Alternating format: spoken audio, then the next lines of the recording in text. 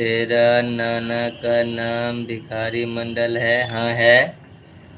सही पहचाने।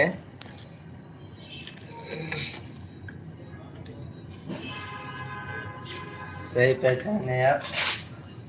और बताइए, बाकी जो भी है, हम आपको दिल से प्रणाम करते हैं और आपको हमारी लाइव में शुक्रिया, स्वागत है।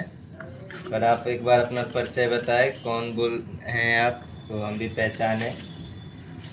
और आप कहाँ हैं अभी, वो भी थोड़ा बता दीजिए।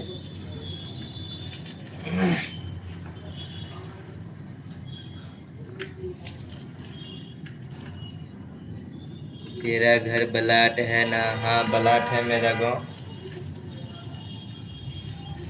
और बताइए, आप तो मेरे बारे में बहुत कुछ जानते हैं, फिर आप मेरे कुछ शायद कुछ ज़्यादा ही करीबी हैं।